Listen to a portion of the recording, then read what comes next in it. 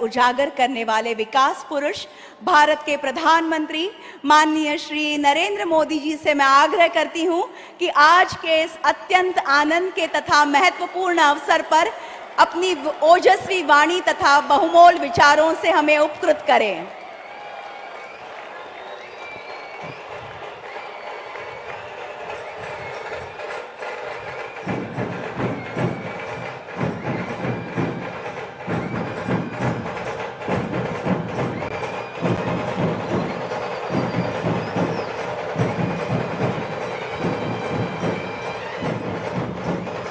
भारत माता की, भारत माता की।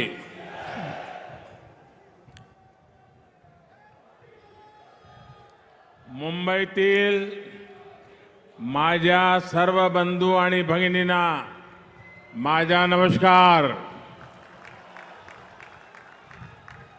महाराष्ट्र के राज्यपाल श्रीमान भगत सिंह कोश्यारी जी,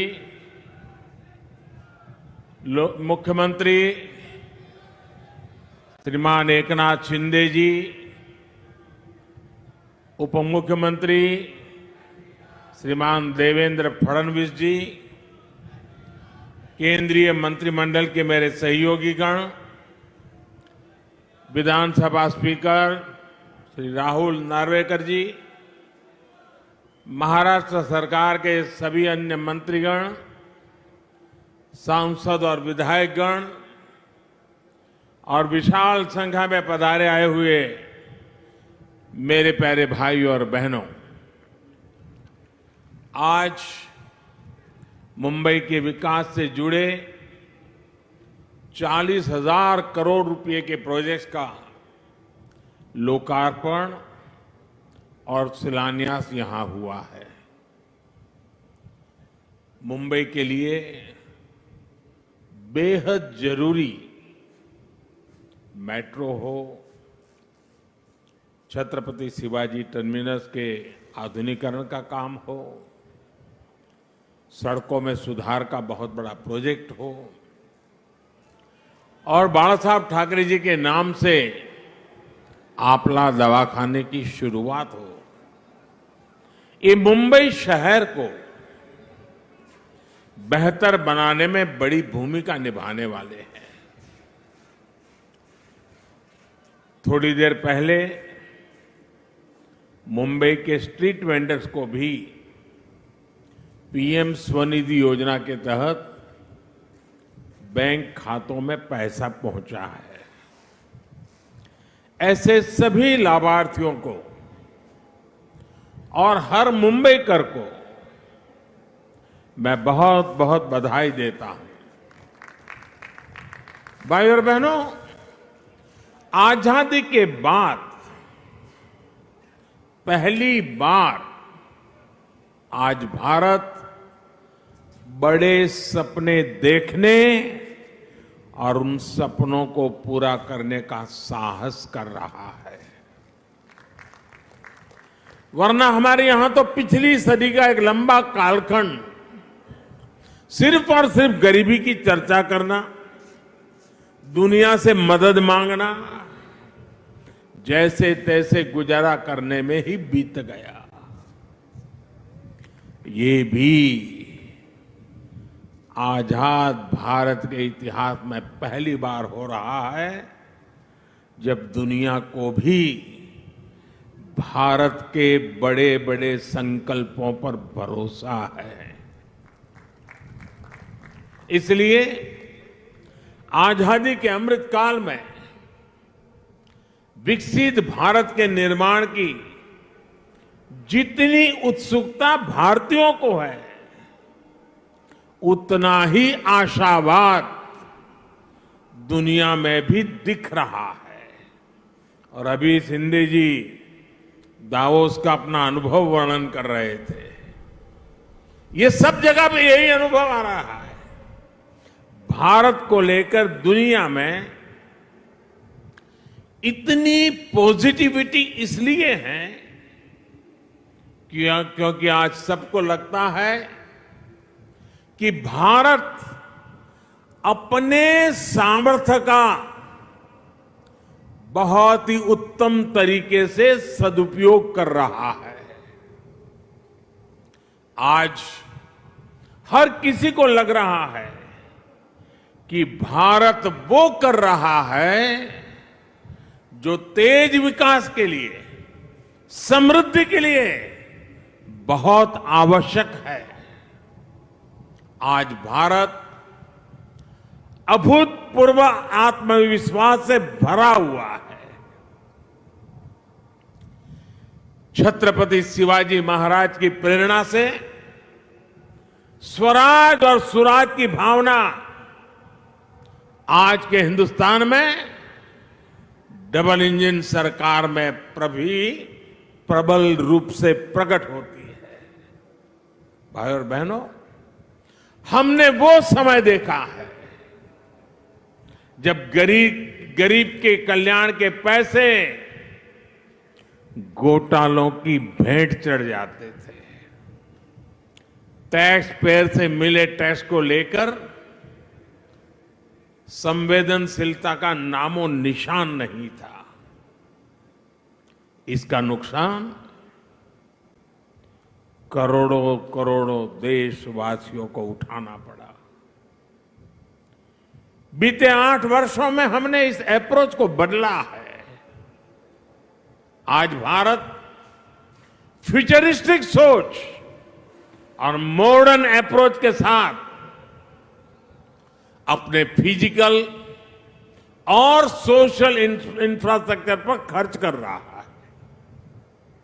आज देश में एक तरफ घर, टॉयलेट, बिजली, पानी, कुकिंग गैस, मुफ्त इलाज, medical college, AIIMS, IIT, IIM जैसी सुविधाओं का तेज गति से निर्माण हो रहा है। वहीं दूसरी तरफ आधुनिक कनेक्टिविटी पर भी उतना ही जोर है। जिस प्रकार के आधुनिक इंफ्रास्ट्रक्चर की कभी कल्पना होती थी, आज वैसा इंफ्रास्ट्रक्चर देश में बन रहा है। यानी देश में आज की जरूरत और भविष्य में समृद्धि की संभावनाओं दोनों पर एक साथ काम चल रहा है। दुनिया की बड़ी बड़ी अर्थव्यवस्थाएं आज बेहाल है, लेकिन ऐसे मुश्किल समय में भी भारत 80 करोड़ से अधिक देशवासियों को मुफ्त राशन देकर के कभी भी उनके घर का चूल्हा बुझने नहीं देता है।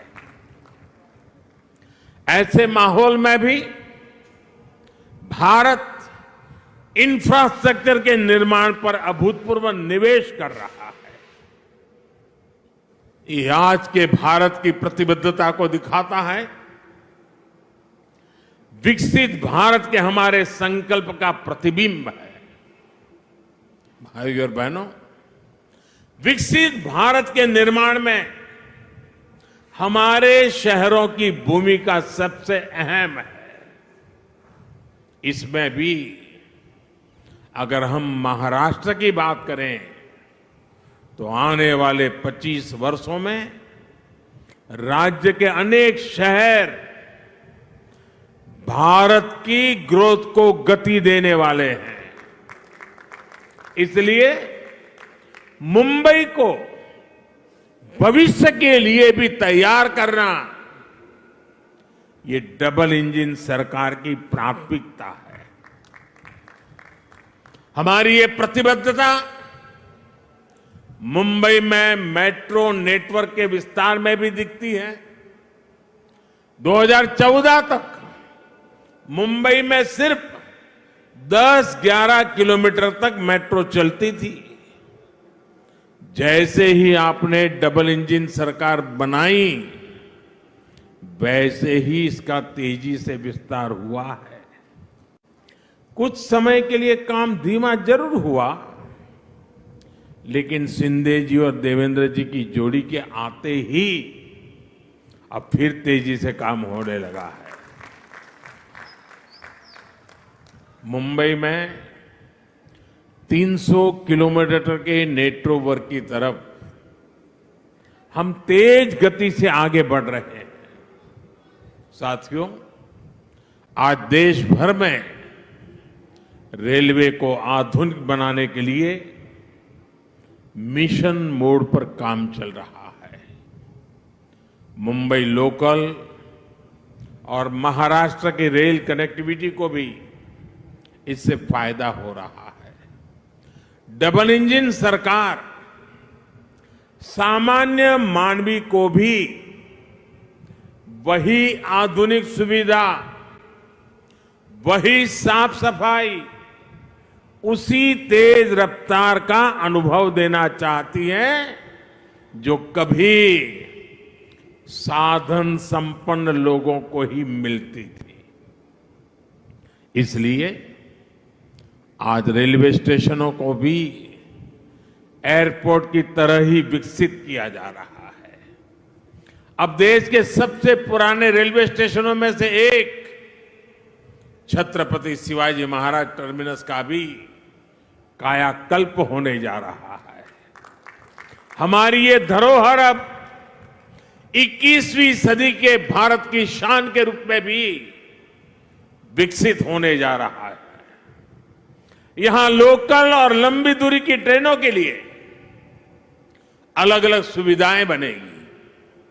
लक्ष्य यही है कि सामान्य यात्रियों को बेहतर सुविधा मिले, काम के लिए आना जाना आसान हो। ये स्टेशन सिर्फ रेलवे की सुविधाओं तक सीमित नहीं रहेगा, बल्कि ये मल्टी मॉडल कनेक्टिविटी का भी हब होगा। यानी बस हो, मेट्रो हो, टैक्सी हो, ऑटो हो, यातायात के हर साधन यहां एक ही छत के नीचे कनेक्टेड होंगे। इससे यात्रियों को एक सीमलेस कनेक्टिविटी मिलेगी। यही मल्टी मॉडल कनेक्टिविटी है जिसे हम देश के हर शहर में विकसित करने जा रहे हैं। साथियों, आधुनिक होती मुंबई लोकल मेट्रो का व्यापक नेटवर्क, दूसरे शहरों से वंदे भारत और बुलेट ट्रेन से तेज आधुनिक कनेक्टिविटी आने वाले कुछ वर्षों में मुंबई का कायाकल्प होने जा रहा है। गरीब मजदूर से लेकर कर्मचारी, दुकानदार और बड़े बड़े बिजनेस संभालने वाले, सबके लिए यहां रहना सुविधाजनक होगा। यहां तक कि आसपास के जिलों से भी मुंबई आना जाना भी सुलभ होने वाला है।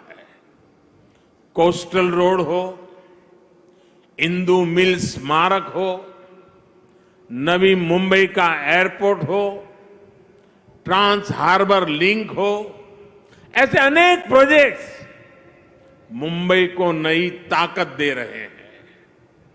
धारावी पुनर्विकास, पुरानी चाल का विकास, सब कुछ अब ट्रैक पर आ रहा है और मैं इसके लिए शिंदे जी और देवेंद्र जी को बधाई देता हूं।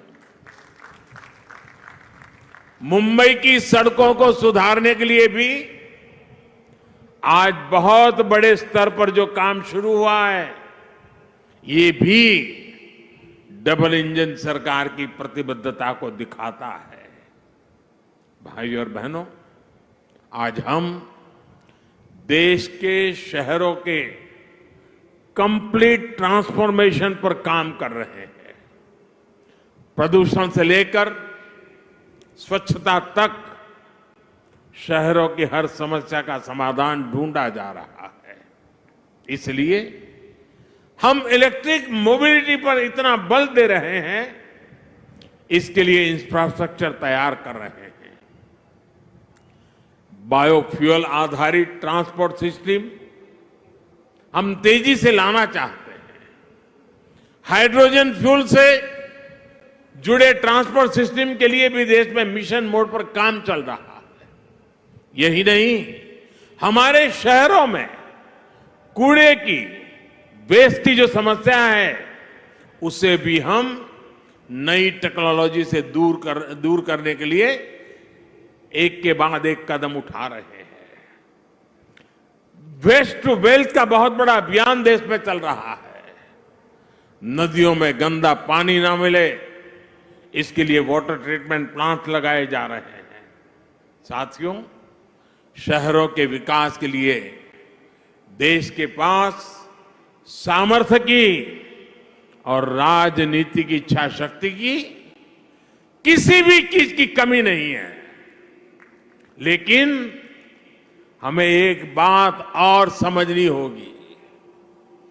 मुंबई जैसे शहर में प्रोजेक्ट को तब तक तेजी से नहीं उतारा जा सकता जब तक स्थानीय निकाय की प्राथमिकता भी तेज विकास की ना हो। जब राज्य में विकास के लिए समर्पित सरकार होती है, जब शहरों में सुशासन के लिए समर्पित शासन होता है, तभी ये काम तेजी से जमीन पर उतर पाते हैं। इसलिए मुंबई के विकास में स्थानीय निकाय की भूमिका बहुत बड़ी है। मुंबई के विकास के लिए बजट की कोई कमी नहीं है। बस मुंबई के हक का पैसा सही जगह पे लगना चाहिए।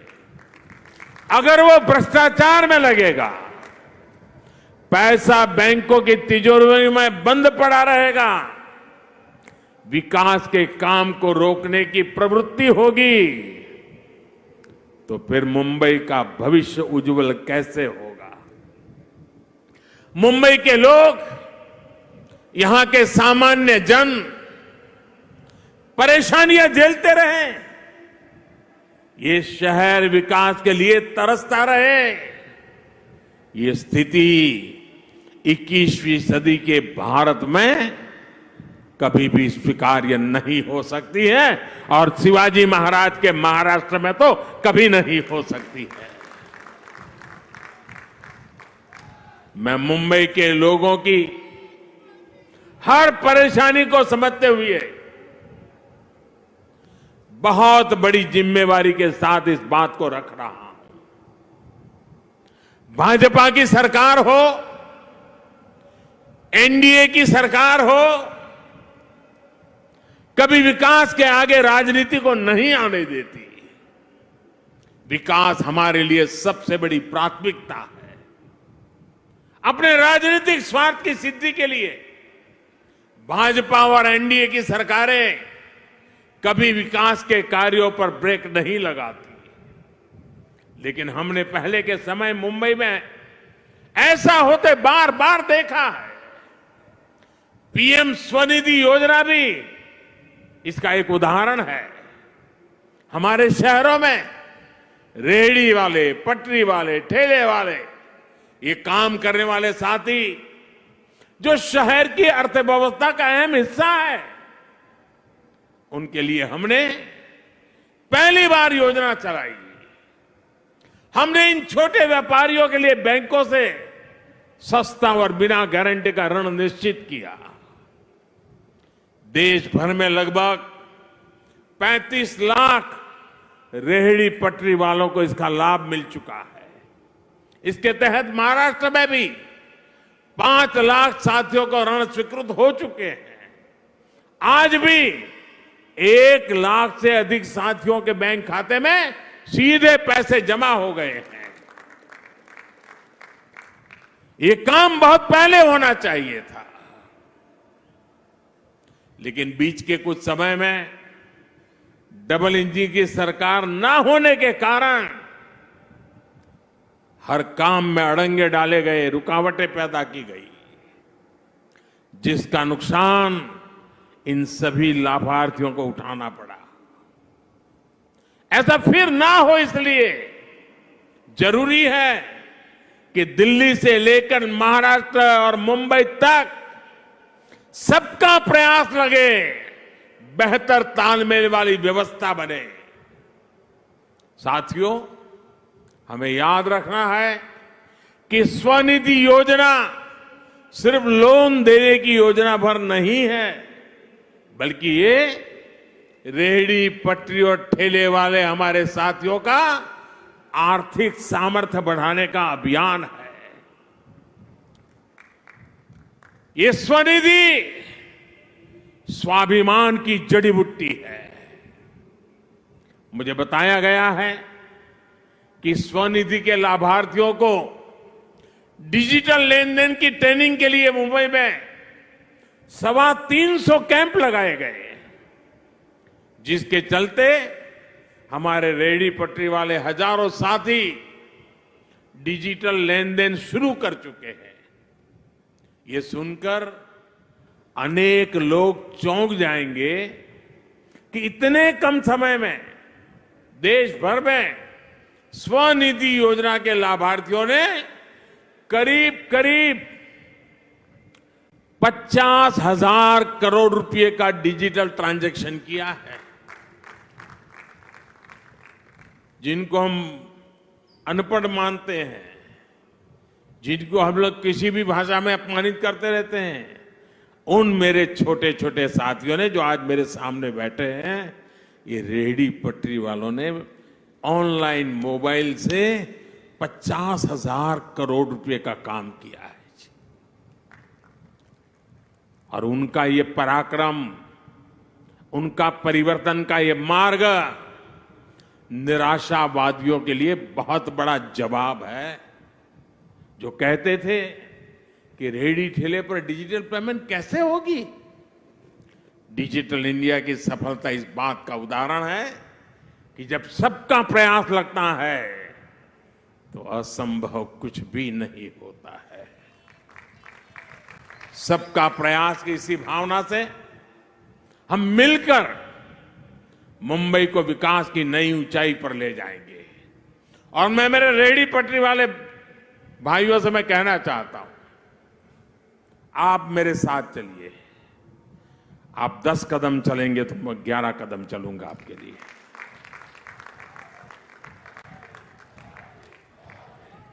मैं ये इसलिए कह रहा हूं कि हमारे रेहड़ी पटरी वाले भाई बहन साहूकार के पास पैसे ब्याज लेने के लिए जाते थे। दिन भर व्यापार करने के लिए उसको 1,000 रुपए की जरूरत है, वो देने से पहले 100 काट लेता था, 900 देता था। और शाम को जाकर के अगर 1,000 वापिस नहीं लौटाए तो उसको दूसरे दिन पैसे नहीं मिलते थे। और कभी अगर अपना माल नहीं बिका, 1,000 रुपया नहीं दे पाया, तो ब्याज बढ़ जाता था। रात को बच्चे भूखे सोते थे। इन सब मुसीबतों से आपको बचाने के लिए स्वनिधि योजना है। और साथियों, जितना ज्यादा आप डिजिटल उपयोग करोगे, थोक में लेने जाओगे, उसको भी डिजिटल पेमेंट करो। जहां पर बेचते हो वहां भी लोगों को कहो भाई डिजिटल पेमेंट करो, तो स्थिति ये आएगी कि आपको ब्याज का एक नया पैसा नहीं लगेगा। आप कल्पना कर सकते हैं कि आपके कितने पैसे बचेंगे। आपके बच्चों की शिक्षा के लिए, आपके बच्चों के भविष्य के लिए कितना बड़ा काम होने वाला है। इसलिए मैं कहता हूं साथियों, मैं आपके साथ खड़ा हूं। आप 10 कदम चले, मैं 11 चलने के लिए तैयार हूं, वादा करने आया हूं। आपके उज्जवल भविष्य के लिए मैं आज आपसे आंख में आंख मिला करके ये वादा करने मुंबई की धरती पे आया हूं साथियों। और मुझे भरोसा है कि इन छोटे छोटे लोगों के पुरुषार्थ और परिश्रम से देश नई ऊंचाइयों को पार करके रहेगा। इसी विश्वास को लेकर के जब मैं आज फिर एक बार आपके पास आया हूं, मैं सभी लाभार्थियों को, सभी मुंबईकरों को, पूरे महाराष्ट्र को, और मुंबई तो देश के धड़कन है, पूरे देशवासियों को भी मैं इस विकास कार्यों के लिए बधाई देता हूं। शिंदे जी और देवेंद्र जी की जोड़ी आपके सपनों को साकार करेगी, ये मेरा पूरा विश्वास है। बोलो भारत माता की, भारत माता की।